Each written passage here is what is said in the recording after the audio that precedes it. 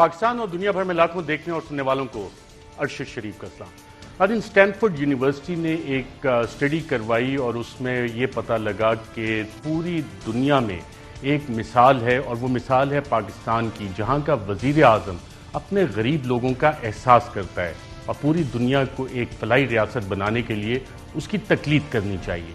جب عالمی وبا آئی تو پوری دنیا نے کہا کہ پاکستان کے وزیر اعظم عمران خان نے جو سمارٹ لاک ڈاؤن کی اسٹریٹجی بنائی تھی اس سے پاکستانیوں کی جان بچائی گئی۔ ایک غیر فطری حکومتی اتحاد جب اپوزیشن میں تھا تو کہتا تھا کہ معیشت صحیح نہیں چل رہی، اور وہی غیر فطری اتحاد جب حکومت میں آیا تو اس کا ہر دستاویز، چاہے وہ اکنامک سروے ہو، چاہے مڈ ٹرم بجٹ اسٹریٹجی ہو، وہ چیخ کے یہ کہہ رہا ہے کہ معیشت نہ صرف چل رہی تھی بلکہ بہت اچھی چل رہی تھی۔ لیکن اس سب کے باوجود اس وزیر اعظم کو، جو پاکستان کے متوسط طبقے سے تعلق رکھتا تھا، جو ایک عام پاکستانی پاکستان کے لیے عالمی سطح پہ بہت سارے ایوارڈز لے کے آیا، پاکستان کا نام روشن کیا، اس کی حکومت کا تختہ الٹ دیا گیا اور لوگوں نے اس پہ اپنے غم و غصے کا اظہار کیا اور خود باہر نکلے۔ ناظرین، آپ کی ملاقات کروا رہے ہیں پاکستان کے سابق وزیر اعظم عمران خان صاحب سے۔ خان صاحب، اس سے پہلے کہ ہم اسٹریٹجیز کا پوچھیں، آج پنجاب کا ایک فیصلہ آیا ہے لاہور ہائی کورٹ کا، اس فیصلے پہ آپ کے انیشل ریئیکشنز کیا ہیں؟ انیشل ریئیکشن تو یہ ہے کہ فیصلہ تو ٹھیک آیا۔ ہم تو بڑی دیر سے کہہ رہے تھے کہ یہ سارا کچھ اللیگل ہوا ہے، یہ جس طرح سارا پنجاب کا جو سیٹ اپ تھا، جو لوٹے کروائے گئے، اور پھر مجھے افسوس صرف یہ کہ اتنی دیر لگی اس فیصلے کو، ایک دم پہلے تو فیصلے بڑی جلدی ہو جاتے تھے ہائی کورٹ میں، یہ بڑی دیر لگی، اور اس سے میرے خیال میں کہ کوئی یہ جو ملک میں افراتفری اور کیوس ہے، بحران ہے، یہ کم نہیں اب ہوگا، یہ بڑھتا ہی جائے گا، اور اس کا حل ابھی بھی ایک ہی ہے کہ فری اینڈ فیئر الیکشنز کروا دیں، کیونکہ میں سمجھ رہا ہوں کہ یہ جو اب لوٹے جو ہوئے ان کو پہلے تو ڈسکوالیفائی کیا گیا، اور جب جیسے ڈسکوالیفائی ہوئے تو یہ گورنمنٹ کا جو الیکشن ہوا تھا، وہ عدالت نے یہ کہا کہ جو انہوں نے قانون کی انٹرپریٹیشن کی کہ ان انٹرپریٹیشن میں لوٹا ووٹ نہیں ڈال سکتا، تو اس کے لیے جیسے وہ کیا تو اس کا مطلب ان کا الیکشن ناجائز تھا، کیونکہ انہوں نے لوٹوں سے ووٹس لی تھی۔ اب جو سچویشن ہے، ایک عجیب سا آگے حالات بنے ہوئے ہیں کہ اب کل شام کو انہوں نے کہا ہے کہ فیصلہ ہوگا ووٹنگ سے۔ ہم تو خیر سپریم کورٹ میں جا رہے ہیں اس کے اوپر، لیکن میں پھر بھی سمجھتا ہوں کہ جو بھی اب کریں گے، جو بھی سیناریو ہوتا رہے گا، جو ملک میں کیوس اور بحران ہی بڑھتا ہی جائے گا۔ پنجاب میں اس سے کرائسس جو ہے وہ مزید ایگریویٹ ہوگا یا حل کی طرف جاتا ہوا آپ کو نظر آ رہا ہے؟ دیکھیں، پنجاب کا کرائسس ہوا کیا ہے، جب سے انہوں نے یہ لے کے آئے، پہلے تو اکیلا حمزہ بیٹھا رہا بڑی دیر، اس کی کتنی قابلیت ہے وہ ہم سب کو پتہ ہے۔ اس کی قابلیت صرف ایک ہی طرف تھی کہ وہ اپنے پولیس والے رکھوا کے، جو پرانے ان کے پولیس خاص لوگ تھے، وہی تشدد کیا جو انہوں نے 25 کو مئی کو، اور وہی سارے کیسز اور جھوٹے کیسز اور یہ اپوزیشن کو دبانا، اور وہی اسی طرح کی جو ان کو کرپشن تھی پرانی کیسز، وہ سامنے سب کے سامنے ابھی آ جائے گی۔ تو جو ملک کے لیے گورننس دینی تھی، اور پنجاب 60% پاکستان ہے، وہ گورننس کا تو نام و نشان ہی نہیں ہے۔ اور چھوڑیں، مجھے تو یہ بڑا گندم کا آٹے کا آگے کرائسس نظر آ رہا ہے۔ انہوں نے پروکیور ہی نہیں کیا، جو اسی سارے افراتفری میں جو گندم پروکیور کرنی تھی پنجاب نے، وہ انہوں نے ٹارگٹ سے نہیں میٹ کیا۔ عمران خان صاحب، بہت سے لوگ یہ کہتے ہیں کہ آپ کے پاس شاید ابھی اسٹریٹجی نہیں ہے، اور لوگ تو خود نکلے، لوگ اب آگے اور تحریک انصاف پیچھے ہے۔ اب آپ کی آگے اسٹریٹجی کیا ہے؟ جو لوگوں کا غم و غصہ ہے اسے آپ کیسے چینلائز کریں گے؟ کیا آگے کا وے فارورڈ ہے آپ کے پاس؟ دیکھیں ارشد، دو راستے ہیں، یا تو ہم کیوس کی طرف چلے جائیں اور اس ملک میں توڑ پھوڑ کی طرف چلے جائیں۔ میں کیوں جب ہم نے صبح جب پہنچے اسلام آباد میں، تو ہم نے کیوں فیصلہ کیا کہ ہم دھرنا نہیں دیں گے؟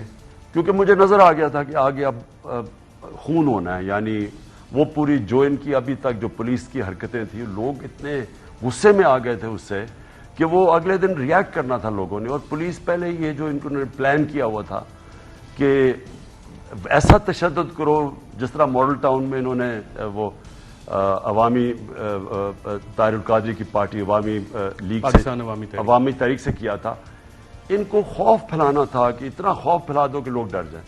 انہوں نے ریئلائز نہیں کیا کہ لوگوں کا غصہ بڑھ گیا، بلکہ شام کو وہ کراؤڈ جب فیملیز پہ انہوں نے وہ ٹیئر گیسنگ کی تو وہ لوگ واپس آتے رہے, وہ گئے نہیں, وہ واپس آتے رہے. تو مجھے پتا تھا کہ اس دن شام کو خون خرابہ ہونا ہے اور توڑ پھوڑ ہونی ہے, تو میں نے اسی لیے فیصلہ کیا کہ ہم اپنے ملک کو بچائیں. ابھی بھی ہم اپنے ملک کو بچانے کے لیے پرامن احتجاج کی طرف جا رہے ہیں. میں نے جو انشاءاللہ جو ہمارا پرسوں سیٹرڈے کی شام کو جو ہم نے ایک پرامن احتجاج کی ایک جلسہ کیا اسلام آباد میں, اور بڑے شہروں میں بھی ہم نے لوگوں کو کہا کہ وہ پرامن احتجاج کریں. یہ جو غصہ ہے عوام کا, جو مہنگائی, خاص طور پہ لوڈ شیڈنگ اس گرمی میں جو لوگ تنگ ہیں, ہم نے بجائے ان کو کہیں کہ وہ اپنے ملک کو نقصان پہنچائیں, پرامن احتجاج کریں جو ایک ہی جمہوری طریقہ ہوتا ہے پریشر ڈالنے کا. عمران خان صاحب, سیاسی اسٹریٹجی آپ کے پاس اس حوالے سے کیا ہے؟ جو حکومت ایک غیر فطری حکومتی اتحاد جو بیٹھا ہوا ہے, کولیشن پارٹنرز, ان سے بھی آپ بات چیت کر رہے ہیں؟ آپ کے پاس اس وقت پاکستان مسلم لیگ کا جو کہ آدھی سپلٹ ہوئی ہے, ان سے بھی کوئی بات چیت کریں؟ سیاسی اسٹریٹجی ہے یا صرف جلسے ہی چلیں گے اور آپ عوام کا غصہ ہے اسے صرف چینلائز کریں, کیتھارسس کا موقع دے رہے ہیں؟ دیکھیں, سیاسی اسٹریٹجی تو ہے ایک, وہ ہم بیہائنڈ دا کلوز ڈورز یہ اتحادی جو ہمارے پرانے تھے ان سے بات کریں, وہ بھی بڑے اب تنگ ہیں. ان کو اس سے نہیں تنگ کہ جو ان کو وعدے کیے گئے تھے یا جو ٹیلی فون کالز کی گئی تھیں ان کو, وہ اب ان کو خیر وہ تو خود ہی انہوں نے اسمبلی میں بتا دیا کہ کس طرح کا پریشر کیا گیا ان کے اوپر. وہ تو ہے ہماری بات چیت ان سے, یعنی پرانے اتحادیوں سے چل رہے ہیں, یعنی ہمارے کئی لوگ ہیں جو ان سے بات چیت کر رہے ہیں, اور وہ ہمیں پتہ ہے کہ اندر سے بڑے خوش نہیں ہیں وہ, اور وہ یہ بھی اندر سے آواز یہ آ رہی ہے کہ وہ ان کی وجہ سے نہیں وہاں بیٹھے ہوئے, وہ کسی اور کی وجہ سے وہ ان کے ساتھ بیٹھے ہوئے ہیں.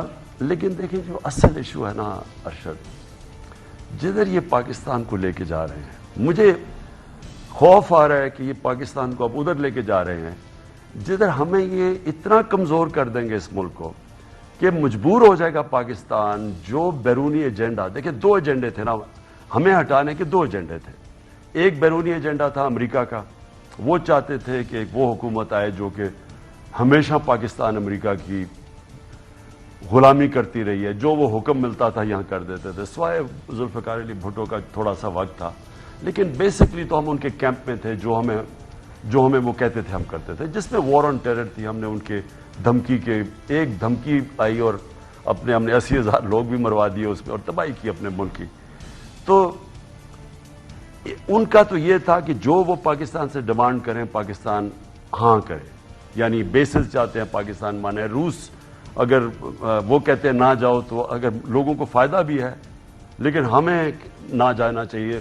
اگر ہندوستان ان کا ایلائی بھی ہے تو ہندوستان سب کچھ کرتا ہے روس سے اپنے عوام کے فائدے کے لیے, سستا تیل بھی لے لیتا ہے اور ہتھیار بھی لیتا ہے, لیکن پاکستان کو اجازت نہیں تھی. یعنی صحیح معنی میں ہم ان کی غلامی کر رہے تھے. تو جب تک ہم ان کی غلامی کرتے رہے ہم ٹھیک تھے.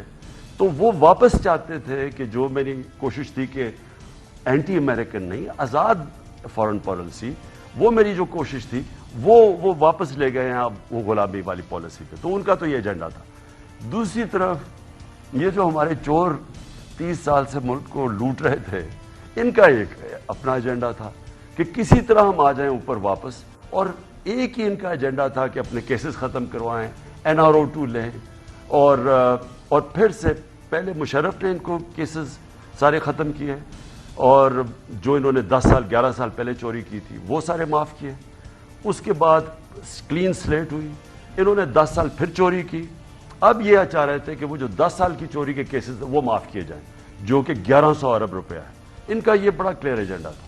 اور اس کے بعد اوپر بیٹھ کے سارے وہ حربے استعمال کریں کہ کسی نہ کسی طرح ہم اوپر بیٹھے رہیں, الیکشنز ریگ کریں, ہمارے اگینسٹ کیسز بنائیں, سب کے اوپر FIRs کریں, میڈیا کے اوپر پورا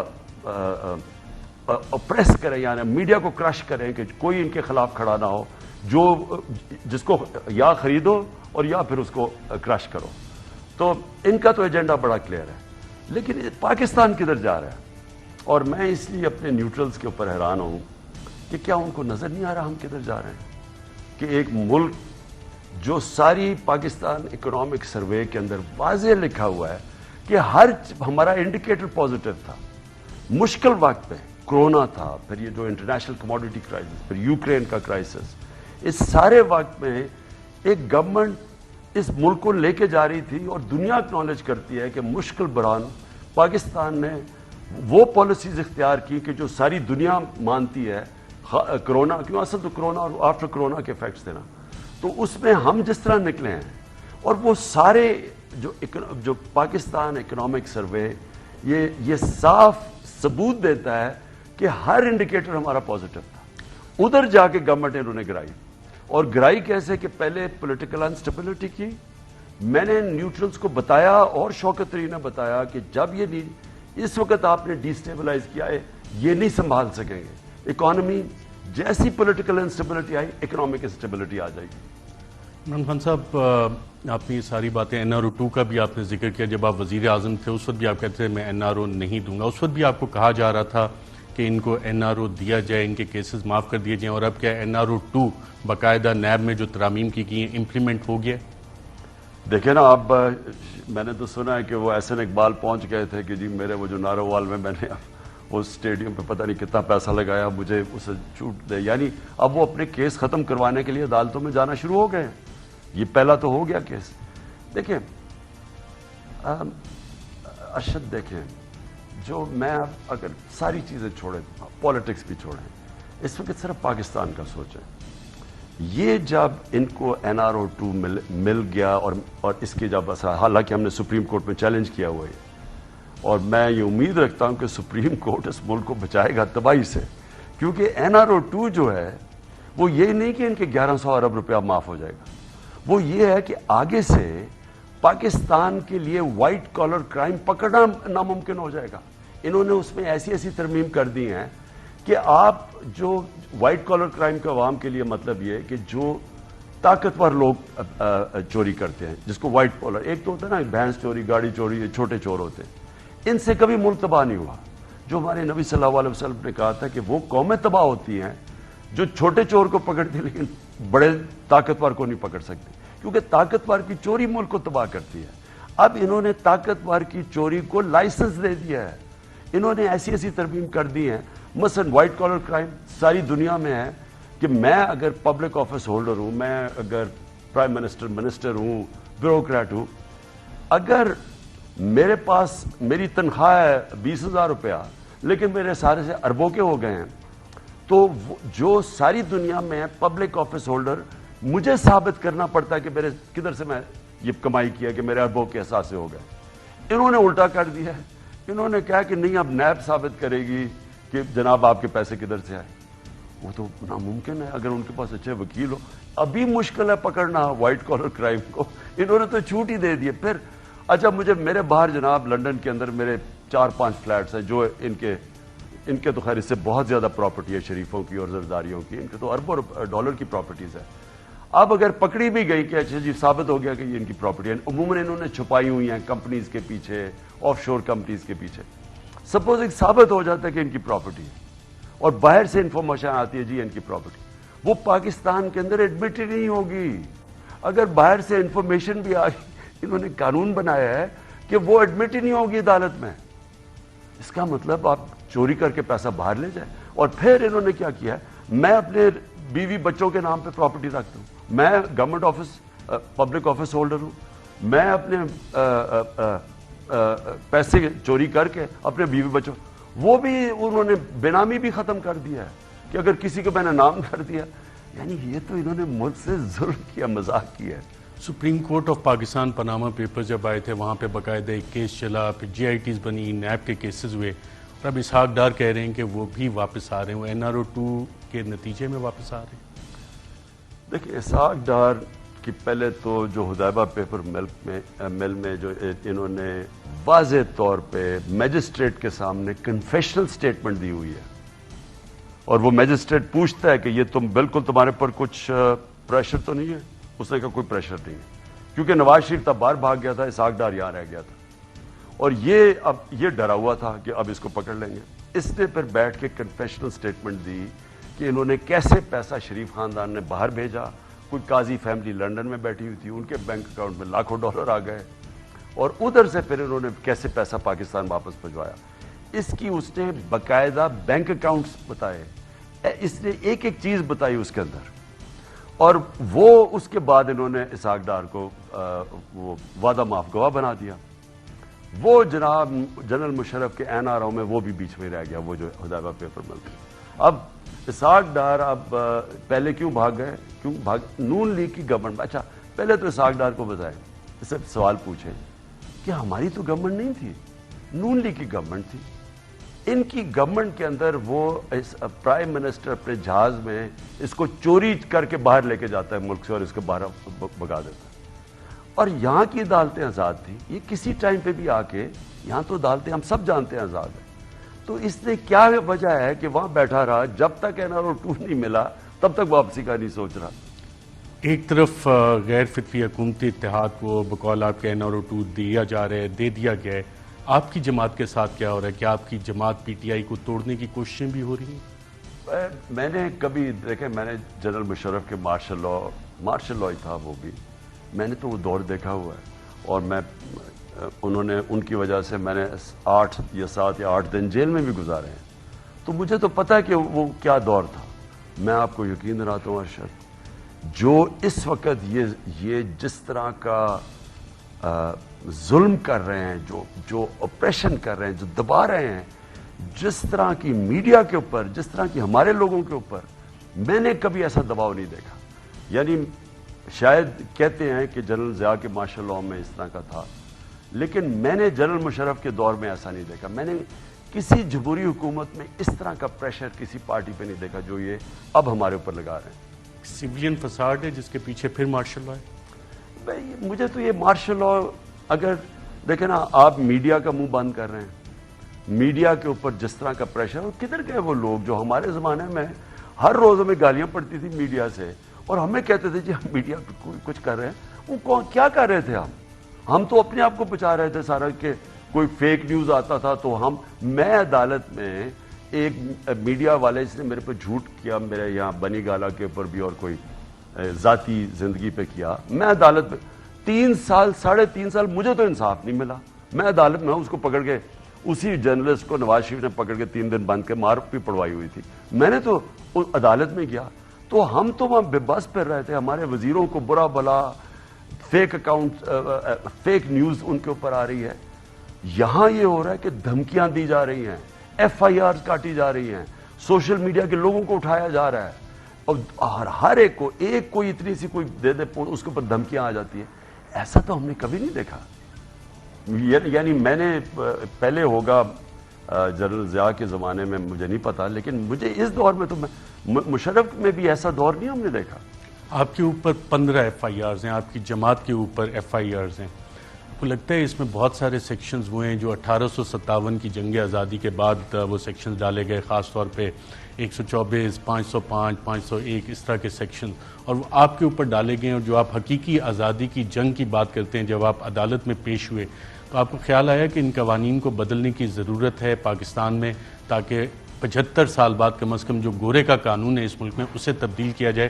اور پچھلے 3.25 سال میں آپ نے کوئی کوشش کی ان قوانین کو بدلنے کی؟ دیکھیں 2 چیزیں ہیں ارشد. ایک تو انہوں نے جو کیا ہے, اب میں سوال یہ پوچھتا ہوں کہ ان کے دور میں 3 دفعہ لانگ مارچز ہوئی. مولانا فضل الرحمان یہاں آیا, وہ کام پہ ٹانگنے والی ایک مارچ ہوئی یہاں, تو کیا ہم نے کوئی کسی کے اوپر FIR کاٹی, کوئی روکے, کوئی کنٹینرز رکھے؟ یعنی ہم نے ان کو کہاں روکا؟ یعنی انہوں نے کیا کیا چیزیں نہیں کی. اب یہ حالات ہیں کہ کئی جگہ کے اوپر ہمیں ہوٹل میں کمرہ نہیں دیتے, یعنی ہم اگر کوئی کانفرنس کرنا چاہے وہ مشکل پڑ گیا ہے. ہم نے جب جہاز کے لیے چارٹر کرنے کے لیے, جب پیچھے جلسوں کے لیے, وہ چارٹر والے پیچھے ہٹ جائیں, وہ نہ کچھ کریں. یعنی ہم نے تو کبھی ان کو کچھ نہیں کیا. ڈیموکریٹک گورنمنٹ ہماری تھی. مجھے بتائیں ہم نے کبھی میڈیا کو اس طرح دھمکیاں آ رہی ہوں, سوشل میڈیا کے لوگوں, ہم نے صرف تب کیا جب یہ فیک نیوز کے اوپر ایسا گند کرتے تھے جس کے اوپر ہم نے ان کے اوپر کارروائی کی. لیکن یہ جو اب ہو رہا ہے, یہ تو سیدھا فریڈم آف ایکسپریشن, جمہوریت, اس سب کو دبایا جا رہا ہے. اور کیونکہ یہ آرٹیفیشل سیٹ اپ اوپر لے آئے ہیں, اب اس آرٹیفیشل سیٹ اپ کو ایک سلیکٹڈ سیٹ اپ کو جو کہ بیرون ملک کی سازش کے تحت آیا ہے, ان کو اب اوپر رکھنے کے لیے یہ سارے حربے استعمال کر رہے ہیں, جس کے اندر میڈیا کے اوپر, جس طرح ہمارے لوگوں پارٹی توڑنے کی بات کر رہے ہیں, ہمارے میں نے ابھی انٹرویو کر رہا تھا اپنے کینڈیڈیٹس کو جو بائی الیکشن کے ٹکٹس کے لیے، ان کو کئیوں کو دھمکیاں ہیں کہ آپ ٹکٹ نہ لیں پی ٹی آئی کا. ایسے تو کبھی نہیں ہوا. اور پھر جو الیکشن کمیشن ہے جو یہ رول ادا کر رہی ہے، یہ تو اب اگر آپ سندھ کا الیکشن دیکھ لیں تو چلیں چھوڑیں، پی ٹی آئی تو بول رہی ہے، ایم کیو ایم ان کی اتحادی ہے، ان سے سن رہے کہ وہ الیکشن کے متعلق کیا کہہ رہے ہیں. جے یو آئی ان کی اتحادی ہے، ان سے پوچھ لیں کہ انہوں نے وہ سندھ کے الیکشن کا کیا مذاق. یعنی لوگوں کو انہوں نے جس طرح ذوالفقار علی بھٹو نے 77 میں کئی لوگوں کو ان الیکٹڈ ان اپوزڈ جتا دیا تھا، انہوں نے آپ صرف سیٹیں دیکھیں کتنی آپ ان اپوز جیتی ہیں، اور پھر اس کے پیچھے جائیں کہ کیسے پولیس نے دھمکیاں دی، لوگوں کو اٹھا کے لے گئے. یعنی یہ کون سی جمہوریت ہے؟ سو اس جمہوریت کو، اس سیٹ اپ کو بچانے کے لیے یہ سارے ہمارے جمہوری اداروں کی تباہی کر رہے ہیں. یہ ان کو اوپر رکھنے کے لیے پہلے سارا انصاف کا نظام، نیب، ایف آئی اے وہ تباہ، پولیس سے غلط کام، الیکشن کمیشن غلط، میڈیا کے اوپر اٹیک، اور یہ آج قیمت ادا کر رہا ہے پاکستان اس سازش کو اب پورا کرنے سیٹ اپ میں ایسی کیا خاص بات ہے کہ پورے ملک کو داؤ پہ لگا دیا گیا؟ دیکھیے ارشد، میں آپ کو آنیسٹلی بتاؤں، میں نے یہ بڑا سوچا ہے کہ یہ کیا تھنکنگ ہے اس کے پیچھے. کہ دیکھیں آپ کو آخر میں تو پاکستان کا سوچنا ہے نا. اگر کوئی چلیں غلطی ہو بھی گئی، آپ نے شروع میں ریئلائز کیا کہ دیکھیں یہ پتہ نہیں کیا تھنکنگ ہوگی کہ سمجھتے تھے کہ شہباز شریف کوئی جینیس ہے. ایک تو یہ بھی اشتہاروں کے اندر جس نے اپنے آپ کو اتنا بڑا ہوا بنایا ہوا تھا، وہ چلے شکر ہے اللہ کے سامنے، وہ تو دودھ کا دودھ پانی کا پانی ہو گیا نا، کہ شہباز شریف صبح 7 بجے آفس میں پہنچ جاتے. جی اب وہ پتہ چل گیا ہے کہ وہ اصلیت کیا ہے، کہ وہ اکانومی جو اکنامک سروے آف پاکستان میں ریپیٹ کرتا ہوں انہوں نے پبلش کیا ہے، اس میں دیکھ لیں کہ کدھر چھوڑ کے گئے تھے، آج انہوں نے کدھر پہنچا دی. لیکن میں یہ سوچ رہا تھا کہ جو اس ملک میں اپنے آپ کو نیوٹرل کہتے ہیں، آخر میں تو لوگ سوال ان سے پوچھیں گے کہ پاور تو سب کو پتا ہے کہ کدھر ہے.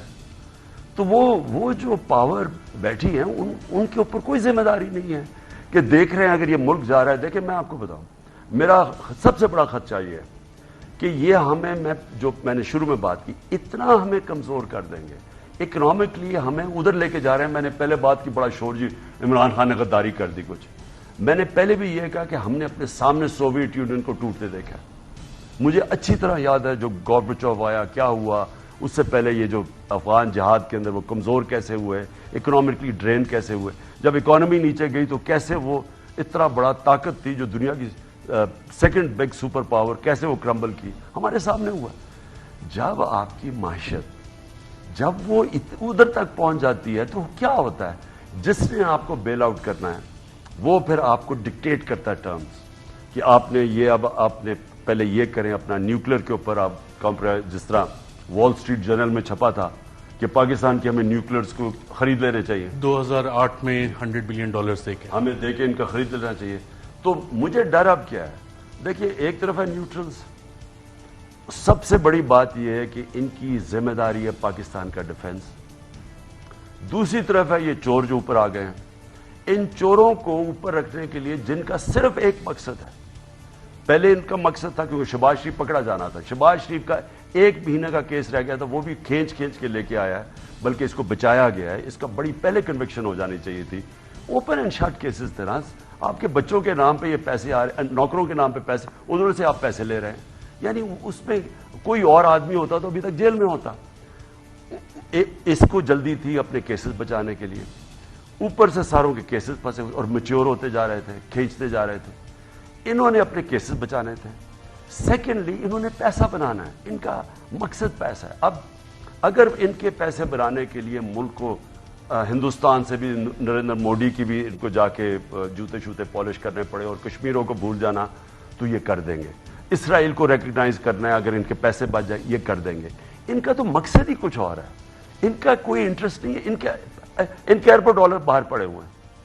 جن لوگوں کے اربوں ڈالر آج باہر بینکوں میں، آف شور اکاؤنٹس، ان کی پراپرٹیز، صرف لندن میں پراپرٹیز دیکھ لیں ان کی ورتھ کتنی ہے. تو جن کا اتنا زیادہ پیسہ پڑا ہو، کیا ان کا انٹرسٹ ہے کہ پاکستان اگر اسرائیل بھی تسلیم کر دیں ان کو کیا فرق پڑے گا؟ یا ہندوستان سے اگر ہم کشمیریوں کو ہم نے بھولا ہے نا، ہندوستان سے اگر ہم کشمیریوں کی ساری قربانیاں آج بھول جاتے ہیں تو ہندوستان سے دوستی کرنے میں کیا ہے؟ ان کو ہندوستان کو علاقے کا تھانے دار ماننے کے لیے کیا ہے؟ یعنی کسی چیز میں بھی کیا ہے؟ بلکہ جو نظریہ پاکستان ہے اس کو بھی بیچ دو تو اس میں کیا ہے؟ کیونکہ ان کا انٹرسٹ پیسہ ہے. لیکن نیوٹرلز کے اوپر آخر میں تو دنیا نے، تاریخ نے ان کی طرف دیکھنا ہے کہ آپ کیا کر رہے تھے اس وقت. اور پاکستان کا کون سوچ رہا تھا، اس حوالے سے بھی سوال آتے ہیں. اسٹریٹجک کمیونیکیشن سیل بنا ہے، وہ کیا کام کر رہا ہے؟ جاسوسی وہ کس طرح سے ہوئی، اور پاکستان میں اصل طاقت کس کے پاس ہے؟ اس پہ بات کریں گے ناظرین ایک وقت. ویلکم بیک ناظرین. بریک پہ جانے سے پہلے سابق وزیر اعظم عمران خان نے کہا کہ پاکستان کا سوچنا چاہیے. بطور وزیر اعظم جون میں CIA چیف نے یہاں پہ وزٹ کیا، اس کے بعد خبریں چھپی کہ بیسز مانگ رہے ہیں. 19 جون کو آپ نے ایک انٹرویو کہا ایبسولوٹلی ناٹ. پھر اکتوبر کا مہینہ آ جاتا ہے. اکتوبر میں کیا انڈیویجولز کا سوچا جا رہا تھا، اداروں کا سوچا جا رہا تھا، یا پاکستان کا سوچا جا رہا تھا؟ آپ کی سوچ انڈیویجولز کے حوالے سے تھی، ادارے کے حوالے سے تھی، یا پاکستان کے حوالے سے؟ دیکھیں میری سوچ، دیکھیں میرا ارشد جینا مرنا پاکستان میں وہ واحد پاکستانی ہوں یہ پولیٹیشنز میں سے جس نے باہر کمائی کی. میری جو بھی کمائی تھی باہر کی تھی، میں نے سب کچھ بیچ کے میں پاکستان ہوں. آج میرا کوئی بھی اثاثہ کچھ پاکستان سے باہر نہیں ہے، اور وہ اس لیے کہ میں نے کبھی سوچا ہی نہیں پاکستان کے علاوہ میرا کوئی گھر تھا. میں وہ ہوں جس کو انگلش اسٹیبلشمنٹ کے اندر تھا. جو بھی میری شادی تھی وہ اس گھرانے سے تھی کہ وہ یعنی آپ کہنے نا ان کی پرانی اسٹیبلشڈ فیملیز کے اندر تھا. تو میں تو جانتا تھا، مجھے انہوں نے اپنایا بھی اپنا. لیکن کبھی میں نے نہیں سوچا کہ پاکستان کے علاوہ میرا کوئی گھر ہے. کبھی میں نے پاکستانی پاسپورٹ نہیں سوچا، حالانکہ میں اتنی دیر تھا.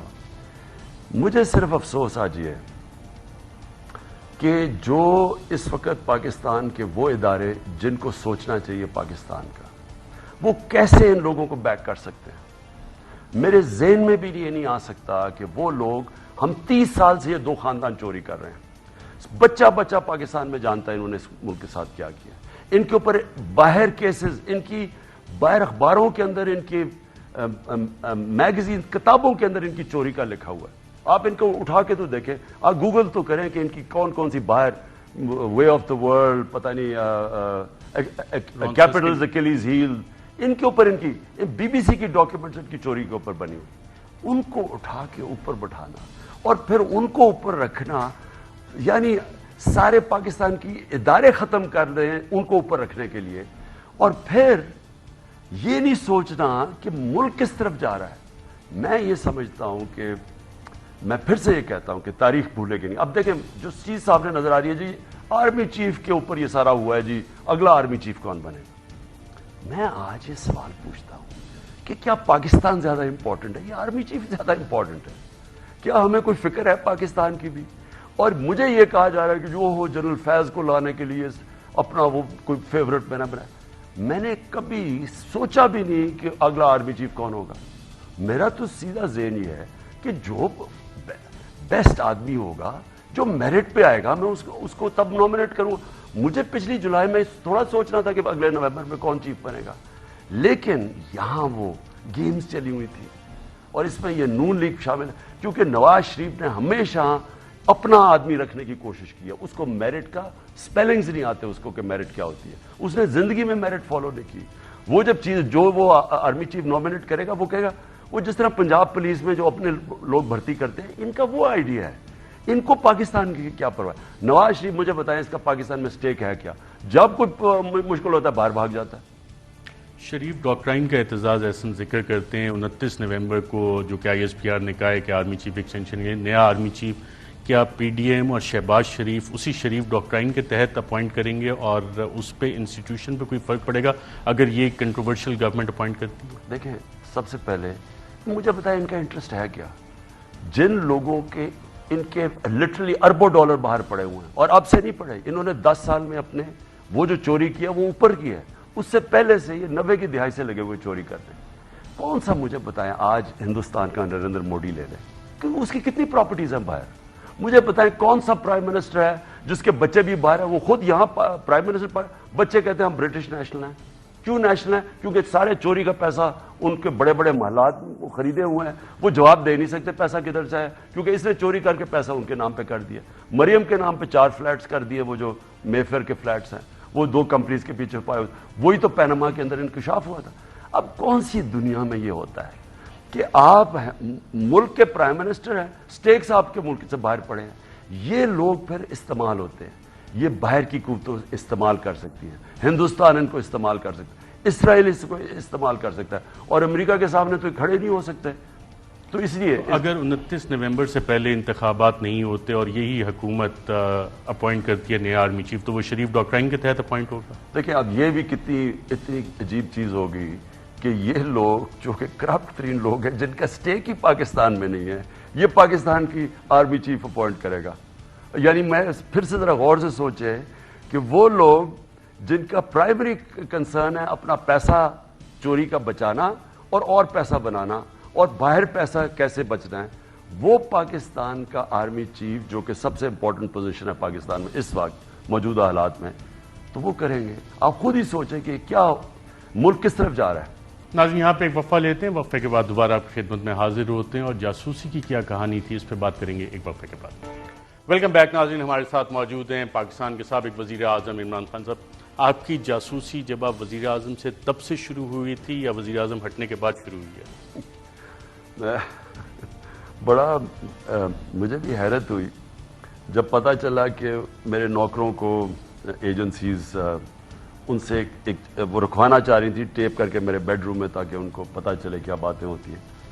تو ہم جب پوری تفتیش کی گئی تو میں جب پرائم منسٹر تھا تب سے ان کو تیار کر رہے تھے، یعنی تب سے اس کو اپروچ کیا ہوا تھا وہ اس آدمی کو جو صاف کرتا ہے ہمارے گھر، اور وہ باقی دوسرے نوکروں کو کر رہا تھا ملازم کو، تاکہ وہ رکھیں وہ ڈیوائس تاکہ جس سے ریکارڈنگ ہوتی ہے. آپ کے پارٹی کے مختلف لیڈران انہیں بھی بلیک میل کیا جا رہا ہے، انہیں کہا جا رہا ہے، زور دیا جا رہا ہے کہ پی ٹی آئی چھوڑیں، اور بلیک میلنگ کس طرح سے کی جا رہی ہے؟ ایک کو میں جانتا ہوں، اس کو بلیک میل کیا جا رہا ہے، اس کو یہی فیک ویڈیوز، یہ ڈیپ فیک ویڈیوز ہوتی ہیں اس طرح کے کہ جی ہم یہ کر دیں گے، ہم عام کر دیں گے، فیملیز کو بچوں کو بھیج دیں گے، اس طرح کی چیزیں کی جا رہی ہیں. سابق وفاقی وزیر تو نہیں ہے، میں نام نہیں پوچھتا. ہاں ایک وزیر بھی ہیں، یہ کیا جا رہا ہے. آپ کے سابق ایک اتحادی کو بھی بلیک میل کرنے کی کوشش کی گئی؟ ہاں بالکل کی تھی، اور نہیں یہ تو اوپر کے لیول پہ، لیکن جو نچلے لیول پہ ٹیلی فونز آتی ہیں، ان نیم نمبر سے ٹیلی فون آ جاتا ہے اور چیزیں آفر ہو جاتی ہیں اور آگے کا، یعنی اس لیول پہ یہ کام کر رہے ہیں جو میں حیران ہوں کہ میرے خیال میں مشرف کے دور میں بھی شاید ایسے نہ ہوا. عمران خان صاحب، آئین پاکستان ٹرائکاٹمی آف پاورز کا کہتا ہے، ایگزیکٹو جس کو کہ وزیر اعظم ہیڈ کرتا ہے، پھر پارلیمان ہے اور عدلیہ ہے. آپ سمجھتے ہیں پاکستان میں واقعی ٹرائکاٹمی آف پاور ہے کہ یہ ایک انویزیبل گورنمنٹ معاملہ چلاتی ہے؟ دیکھیں ارشد، پاکستان میں نا سب سے بڑا جو مسئلہ بنے گا نا اور بنا ہوا ہے وہ یہ ہے کہ ساری دنیا میں جو مینجمنٹ پرنسپل ہے نا، جس میں ایک مینجمنٹ کامیابی سے چلتی ہے، وہ جدھر اتھارٹی ہوتی ہے ادھر ہی ذمہ داری ہوتی ہے. یعنی ذمہ داری اور اتھارٹی ساتھ ساتھ چلتے ہیں. کوئی بھی سسٹم نہیں چل سکتا کہ آپ ذمہ داری کسی کو دیں اور اس کے پاس اتھارٹی نہ دیں، وہ سسٹم نہیں چلتا. اور یہ ایک پاکستان کے اندر آگے یہ جو بیلنس ہے، یہ بیلنس ریسٹور کرنا پڑے گا. آپ نے 27 مارچ کو بھی کہا، اس کے بعد متعدد بار کہا کہ وزیر اعظم تو میں تھا، تو پھر مراسلہ کس کو ایڈریس تھا؟ مراسلہ کس کو ایڈریس؟ سب سے بڑی بات یہ ہے کہ جس کو بھی ایڈریس کیا گیا تھا مراسلے میں، جو ڈونلڈ لو جو دھمکی دے رہا تھا کہ اس کو اگر پرائم منسٹر کو نہ ہٹاؤ گے تو یہ کر دیں گے، تو فورن آفس تو میرے نیچے تھا، تو میں تو یعنی وہ امبیسڈر کے پاس تو طاقت نہیں تھا نا مجھے ہٹانے کی، تو ظاہر ہے کسی کو پورا پیغام دیا جا رہا تھا. اور آپ کے فورن منسٹر، ان سے بھی یہ مراسلہ چھپایا گیا انیشلی؟ ہاں، شاہ محمود کو شروع میں انہوں نے کہا ان کے پاس نہیں ملا، پھر ان کو جب کسی نے بتایا تو انہوں نے پھر زور لگا کے لیا. بطور وزیر اعظم آپ کو کیا یہ دھمکی دی گئی کہ اگر اس مراسلے کو پبلک کیا گیا تو آپ کے اوپر آفیشل سیکرٹ ایکٹ لگے گا؟ مجھے تو نہیں کہا گیا، لیکن کسی کو کہا گیا تھا. این ایس سی میں بات ہوئی کہ تحقیقات ہونی چاہیے اس کی، آپ نے کابینہ اور این ایس سی نے اس کو سیکنڈ کیا، جو 30 مارچ کو آپ کی اسپیشل کابینہ کی میٹنگ ہوئی، پھر 31 کو این ایس سی ہوئی جس نے 30 کے آپ کے سارے ڈیسیجنز کو ریٹیفائی کیا۔ 30 کو جب آپ نے میٹنگ کی تھی کابینہ، اس میں سازش کے حوالے سے بات چیت ہوئی تھی؟ دیکھیں اس میں کوئی، دیکھیں فیکٹس کیا ہے، مراسلہ وہ سائفر آتا ہے، سائفر میں دھمکی ہوتی ہے، یعنی 7 مارچ کو وہ سائفر آتا ہے، 8 مارچ کو نو کانفیڈنس آ جاتا ہے۔ اس سے پہلے ہی پتا ہوتا ہے ڈونلڈ ڈوکو کے نو کانفیڈنس آنے والا ہے، اور اس سے پہلے امریکن ایمبیسی سارے لوگوں سے مل رہی ہوتی ہے جو سب سے پہلے لوٹے ہوتے ہیں۔ یہ تو یہ جب تک ایک سپریم کورٹ سنتا نہیں ہے، انکوائری نہیں کرتا، اوپن جوڈیشل کمیشن نہیں بناتا، اس سے ہوگا کیا؟ کسی کو بھی اب وہ کہتے نہیں جی مداخلت تھی، سازش نہیں تھی، وہ کون فیصلہ کرے گا؟ سازش ہمیں پتہ ہے، سازش تھی، ہمیں پتہ ہے کیا کیا ہوا ہے، لیکن بہترین طریقہ یہ تھا کہ اتنا بڑا ملک میں رجیم چینج ہو گیا، ایک اچھا بھلا ملک چل رہا تھا، اس کا بیڑا غرق کر کے رکھ دیا، مہنگائی آسمانوں میں اور اکانومی نیچے۔ وہ کوئی تو ذمہ دار ہے اس کا، تو کیا سپریم کورٹ کا کام نہیں کہ کم از کم ایک ہیئرنگ کرے تاکہ آگے سے چیز نہ ہو؟ دیکھیں دوسری چیز ارشد، کبھی اس ملک کے اندر کوئی وزیر اعظم آگے سے اگر امریکہ دھمکی دے گا کوئی کھڑا نہیں ہوگا، وہ اپنے انٹرسٹ ملک کے مفادات کے خلاف جا کے ان کو سلام کرے گا۔ اب جنرل مشرف نے جو کیا ہے، کبھی انکوائری ہوئی ہے کہ 80,000 آپ نے لوگ مروا دیے، ملک کا بیڑا غرق کر دیا، کیا ملا آپ کو؟ کس نے کہا تھا آپ کو کسی اور کی جنگ میں شامل ہو جاؤ؟ اب پاکستانی قوم کو جو اتنا آپ نے نقصان پہنچایا، کوئی انکوائری ہوئی ہے؟ ابھی بھی انکوائری ہونی چاہیے کہ آپ کی اکانومی ساری ٹھیک تھی، سٹیبل تھا، ایک دم آپ نے اٹھا کے لوگوں کی عذاب زندگی کر کے رکھ دیا، بجلی ختم ہو گئی ہے، لوڈ شیڈنگ شروع ہو گئی ہے، لوگ بیچارے اکانومی نیچے جا رہی ہے، انڈسٹری نیچے، ایکسپورٹس گرنی شروع ہو گئی ہے، ریمیٹنسز کم ہو گئی ہیں، کون ذمہ دار ہے اس کا؟ تو کم از کم کوئی تو انکوائری ہو تاکہ آگے سے یہ چیزیں نہ ہوں۔ عمران خان صاحب، این ایس سی میں آپ نے چیئر کی اس میٹنگ کو، اور D G I S P R کہتے ہیں کہ انٹیلیجنس اداروں نے تحقیقات کی، بطور وزیر اعظم آپ نے کوئی تحقیقات آرڈر کی تھی، اور کیا آپ کو کوئی رپورٹ پریزنٹ ہوئی تھی؟ دیکھیں یا تو وزیر اعظم ڈمی ہے، اب وزیر اعظم کو اگر آپ نے اتنا بڑا جب ہوا ہے تو کم از کم وزیر اعظم کو تو پتا ہونا کہ آپ نے کوئی تحقیقات کی ہے، اور کوئی پیش کرے پہ نیشنل سیکیورٹی کاؤنسل کے سامنے کہ جی یہ ہماری تحقیقات ہے۔ ہوائی بات کرنا کہ جی وہ ہم سمجھتے ہیں سازش نہیں ہے، اس کا کیا مطلب ہے؟ آپ کو پتہ ہے فیکٹس کیا ہے؟ فیکٹس یہ ہیں کہ ڈونلڈ لو کی دھمکی کے بعد ایک دم ساری چیزیں ہونی شروع، یہ جو آج الائز ہمارے بیٹھے ہوئے اتحادی وہاں کہہ رہے ہیں، اب ان کے منہ سے نکل گیا ہے اتحادی کہ ہم خوش تھے جی، اکانومی تو اوپر جا رہی تھی۔ اگر ان اتحادیوں نے اور ہمارے لوگوں نے لوٹا ہونا تھا تو پہلے ہوتے، جب مشکل وقت میں آئی ایم ایف کے پروگرام میں تھے، ہم مشکل وقت میں تھے، جب شروع میں آئے ملک کا دیوالیہ نکل گیا، کرونا ہو گیا، پہلے 2 سال مشکل تھے، تب نکل جاتے۔ جب اکانومی اوپر جا رہی ہے اور وہ کنفرم کرتا ہے کہ 17 سال میں سب سے بہترین اکانومی آپ کی گرو کر رہی تھی، تب آپ کو ایک دم یاد آ گیا کہ نہیں جی حالات اچھے نہیں، تو وہ تو اب پتہ چل گیا نا کہ ان کو بھی وہ بھی کنٹرول تھے پیچھے سے۔ میرا پوائنٹ یہ ہے کہ ارشد، ہم نے جب ملک آگے تب بڑھتا کب ہے؟ جب اپنی غلطیوں سے سیکھتا ہے، ایک انسان بھی آگے بڑھتا ہے، ادارہ بھی آگے۔ حمود الرحمان رپورٹ آئی 25 سال کے بعد پبلش ہوئی، پتہ ہی نہیں کہ کسی کو ذمہ داری نہیں اٹھایا، دبا دی۔ یہ اتنا بڑا حادثہ ہوا جو وار آن ٹیرر میں ہم نے اپنے ملک کی تباہی کی، کوئی رپورٹ ہی نہیں ہوئی اس کے اوپر۔ اب یہ اتنا بڑا نقصان ملک کو قوم بھگت رہی ہے، اس کا کوئی فیصلہ نہیں ہوگا کہ جی کون ذمہ دار ہے اس کا۔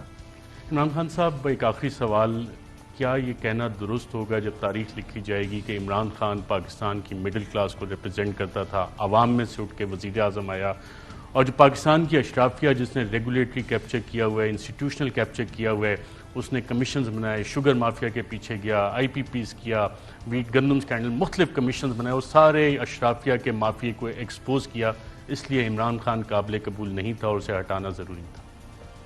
اس میں کوئی شک نہیں ہے، بلکہ ارشد جب میں شروع میں میری پہلی اپنی تقریر کی، اگر میں نے دیکھ لیں جس دن میں پرائم منسٹر بنا، میں نے قوم سے خطاب کیا، اس میں میں نے کہا یہ سب اکٹھے ہو جائیں گے، میں نے کہا یہ سارے جمہوریت کے نام پہ اکٹھے ہو جائیں گے، کیونکہ ان کے انٹرسٹ ایک ہے۔ دیکھیں ایک کرپٹ سسٹم کے اندر جو فائدہ اٹھا رہے ہیں اس کرپٹ سسٹم سے، وہ تو نہیں چاہیں گے نا کہ وہ سسٹم چینج ہو، تو جو بھی اس سٹیٹس کو چیلنج کرے گا انہوں نے اکٹھے ہونا تھا۔ مجھے افسوس صرف یہ ہوا کہ وہ لوگ جن کو پتہ ہے, جو ملک کی فکر جن کو ہونی چاہیے, جو ان کو سمجھنا چاہیے کہ یہ ملک کے ساتھ ہماری ساری ڈیسٹنی ہے, جو اس چھوٹی سی کرپٹ ایلیٹ کا حصہ نہیں ہے, ان کو تو کھڑا ہونا چاہیے تھا اس کے ساتھ جو کہ ان چوروں کے اگینسٹ کھڑا تھا. سابق وزیر اعظم عمران خان, بہت شکریہ اس انٹرویو کے لیے. اور ناظرین, جو عمران خان صاحب نے بات کی کہ سب اکٹھے ہو گئے, اشرافیہ اکٹھی ہوگی, اشرافیہ کو بچانے والے اکٹھے ہو گئے, لیکن عوام کی میجورٹی عمران خان کے ساتھ بغیر کسی آواز کے کھڑی ہوگی. آج کے پروگرام میں ناظرین اتنا ہی, اجازت دیجیے گا. اللہ. اہم ترین خبریں اب ایک کلک کی دوری پر. آپ کے پسندیدہ ٹاک شوز ہوں یا اہم ملکی یا غیر ملکی شخصیات کی نیوز کانفرنسز, ہر لمحہ باخبر رہنے کے لیے سبسکرائب کریں ہمارا یوٹیوب چینل. موسم کی صورتحال ہو یا کھیل کے میدان سے خبریں, اپنے موبائل فون سے ملکی اور بین الاقوامی اہم خبروں تک رسائی کے لیے ڈاؤن لوڈ کیجیے موبائل ایپ. باوثوق ذرائع سے مصدقہ خبروں, تجزیوں اور تبصروں سے مستفید ہونے کے لیے وزٹ کیجیے پاکستان کی سب سے بڑی نیوز ویب سائٹ www.arYnews.tv. ان سب کے علاوہ پاکستان کا سب سے بڑا فیس بک پیج ہو, سب سے بڑا نیوز انسٹاگرام اکاؤنٹ یا پھر ٹویٹر, ARY نیوز پہنچا رہا ہے خبریں سب سے پہلے آپ تک, تاکہ آپ رہیں ہر لمحہ باخبر.